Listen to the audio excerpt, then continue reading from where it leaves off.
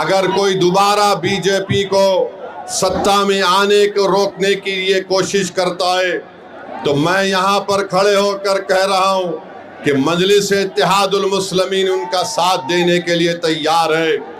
अगर इज्जत के साथ बातचीत होगी, हिस्सेदारी की बातचीत होगी तो मजलिस और ओवैसी तैयार है। मगर अगर तुम बीजेपी को रोकने के नाम पर मुझसे और मटेरा की जनता से कहोगे कि तुमको दरी बिछाना पड़ेगा, अब दरी नहीं बिछाई जाएगी, अब हिस्सेदारी और बराबरी की लड़ाई होगी इंशाअल्लाह ताला।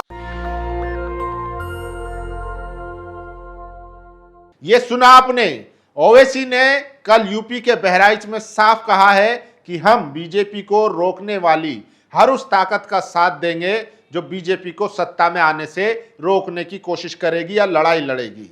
लेकिन बात होगी इज्जत से, बराबरी की बात होगी, हिस्सेदारी की बात होगी। अगर कोई चाहेगा कि हम दरी बिछाएं तो ये सब अब चलने वाला नहीं है। सोचिए, उन्होंने साफ कहा मन से कि हम भी चाहते हैं कि बीजेपी सत्ता से जाए, बीजेपी को सत्ता में आने से रोका जाए, लेकिन शर्त एक है कि मुसलमानों को बराबर और हिस्सेदारी के साथ, सम्मान के साथ उनको हिस्सेदारी देनी पड़ेगी। लेकिन सोचिए, ओवैसी का ये बयान सोशल मीडिया पर वायरल है। तमाम लोग कह रहे हैं कि ओवैसी को इस तरीके से बयान नहीं देना चाहिए, ये बीजेपी की मदद कर रहे हैं। सोचिए, अरे अब तो अपनी आंखें खोलो, ओवैसी बीजेपी की मदद कर रहे हैं। आपने बंगाल में जिन लोगों को वोट दिया था बीजेपी को हराने के लिए, 20 टीएमसी के बागी सांसद नई पार्टी बना के अब वो एनडीए का समर्थन करेंगे, उनके बारे में क्या कहेंगे? वो भी तो आपने बीजेपी को रोकने के लिए उन्हें वोट दिया था, लेकिन बी टीम ओवैसी है। अरविंद केजरीवाल आम आदमी पार्टी के 7 सांसद एनडीए में चले गए, समर्थन दे रहे हैं, बीजेपी में चले गए, समर्थन दे रहे हैं पूरा। उनको भी आप लोगों ने चुना था कि वो बीजेपी को रोकेंगे, लेकिन बी टीम ओवैसी है। इसीलिए ओवैसी कहते हैं कि जो लोग कल तक कहते थे कि आंखों में मदीना और दिल में काबा, और जो कहते थे कि हम बंगाल को काबा नहीं बनने देंगे, आज वो एक साथ बैठकर चाय पी रहे हैं। सुन लीजिए जरा ओवैसी का ये भाषण भी। बताओ, बंगाल को तुम गए थे अखिलेश दीदी की मदद करने के लिए और वहां पर लाइन लगाकर बीजेपी में शामिल हो रहे, तो क्या मैं आयतल कुर्सी पढ़कर उन पर फूका था कि तुम जाओ बीजेपी में? बेशर्मी की हद कर दिए। अरे कल तक जो कहते थे कि दिल में मदीना आंख में काबा, और बाबा बंगाल जाकर बोले कि बंगाल को काबा की जमीन नहीं बनने देंगे, अब बाबा के साथ बैठकर जिसने कहा था कि दिल में मदीना आंख में काबा, दोनों बैठकर चाय पी रहे हैं, दोनों बैठकर चाय पी रहे। और गाली किसको दे रहे ओवैसी को? अरे मैं जानता था ये तमाम के तमाम कठपुतलियां हैं बीजेपी आरएसएस के। एक हवा के झोंके में तमाम के तमाम ने सर झुका दिया और बीजेपी में चले गए। हम मर जाना पसंद करेंगे मगर अपने ईमान को और आपकी मोहब्बत का सौदा नहीं करेंगे फिरका परस्त आरएसएस की ताकतों के सामने। तो सुना आपने, लेकिन बी टीम ओवैसी है। दरअसल इन लोगों को दिक्कत है मुस्लिम लीडरशिप से, कि मुस्लिम अगर अपनी लीडरशिप खड़ी करेगा तो वो अपनी बार्गेनिंग कर लेगा।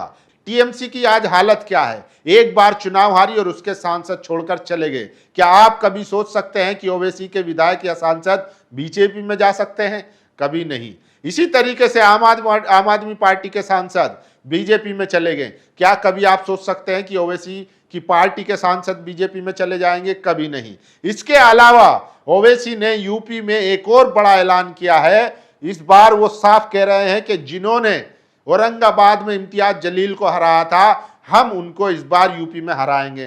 फिर मत कहना कि एमआईएम की वजह से बीजेपी जीत गई। इसलिए अभी वक्त है कि या तो हमसे गठबंधन करो सम्मान के साथ, इज्जत के साथ, वरना फिर हार का जिम्मेदार हमें मत कहना। सोचिए, एमआईएम ने बिहार में चुनाव लड़ा, 5 सीटें जीती, गठबंधन में नहीं लिया गया, लोगों ने हल्के में लिया। मुसलमानों को फालतू में दरी बिछाने वाला, मतलब समझ लिया कि ये बंधुआ वोटर है सेक्युलर पार्टियों का, लेकिन बिहार के मुसलमानों ने दिखा दिया कि एमआईएम और ओवैसी उनके नेता हैं। अब जब तमाम लोग अपनी अपनी पार्टी की तरफ भाग रहे हैं, सोचिए यूपी में कभी दलित मुस्लिम समीकरण बनता है, कभी दलित यादव समीकरण बनता है, लेकिन मुसलमानों के हाथ क्या लगा?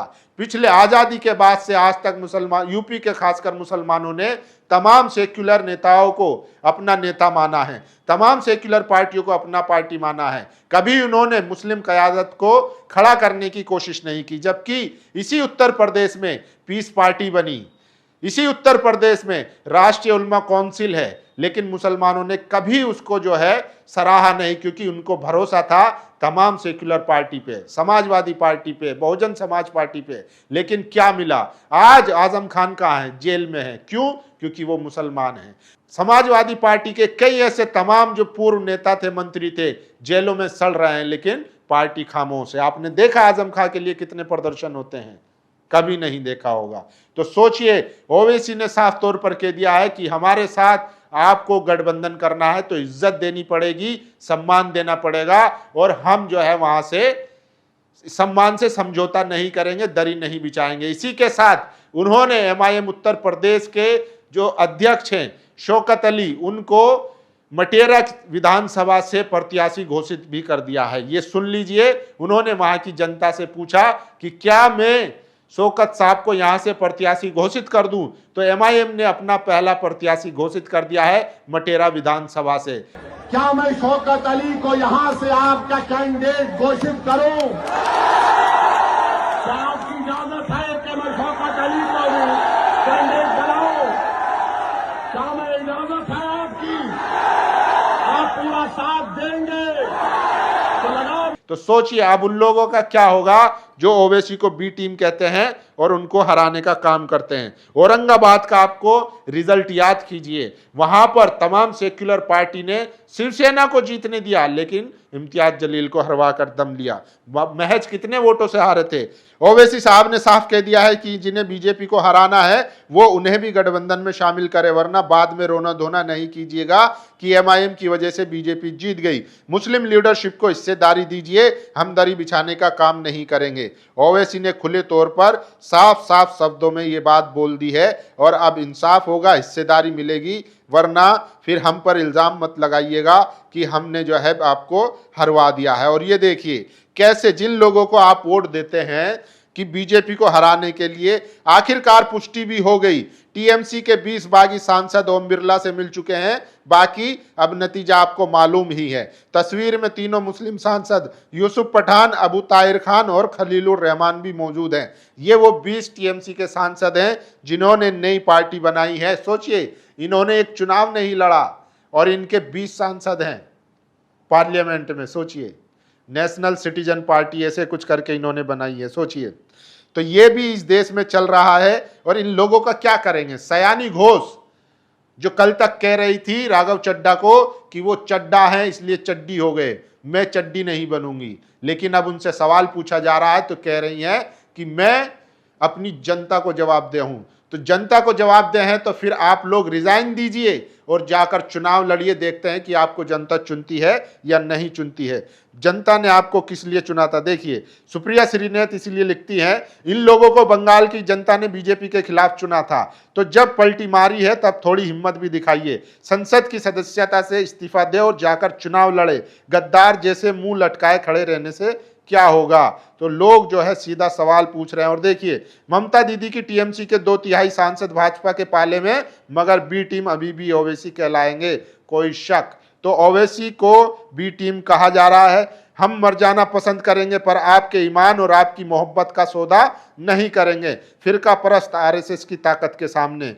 तो इस तरीके से ओवैसी ने खुले तौर पर मोर्चा खोल दिया है और साफ कहा। देखिए, ये सयानी घोष हैं। अब इनसे पूछा जा रहा है, आप तो कहती थी कि मैं चड्डी नहीं बनूंगी, लेकिन अब आप जा रही हैं बीजेपी में, इस पर क्या कहेंगी? और ये देखिए, भाई को एमआईएम की ओर से उत्तर प्रदेश के मटेरा विधानसभा क्षेत्र का प्रत्याशी बनाए जाने पर दिली मुबारकबाद। अल्लाह ताला आपको कामयाबी अता फरमाए, आपकी मेहनतों को कबूल करे और आवाम की खिदमत का जरिया बनाए। इंशाल्लाह आपकी जीत इंसाफ और आवाज मजलूम की जीत साबित होगी। शौकत अली को मटेरा विधानसभा से प्रत्याशी घोषित कर दिया है। यूपी का सबसे पहला प्रत्याशी एमआईएम की तरफ से घोषित हो चुका है। आप लोगों की क्या राय है? आप लोग अपनी राय जरूर दीजिए।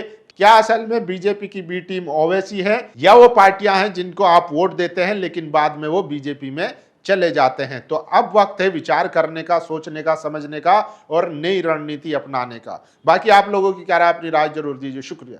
नेशनल दस्तक की आपसे गुजारिश है कि अगर इसको बचाना चाहते हैं तो नेशनल दस्तक को सब्सक्राइब करने के लिए रेड कलर के सब्सक्राइब बटन को दबाएं, फिर बेल आइकन की घंटी दबाएं। नेशनल दस्तक को बचाने के लिए बहुत जरूरी है कि हर खबर को शेयर करें, लाइक करें, कमेंट जरूर करें।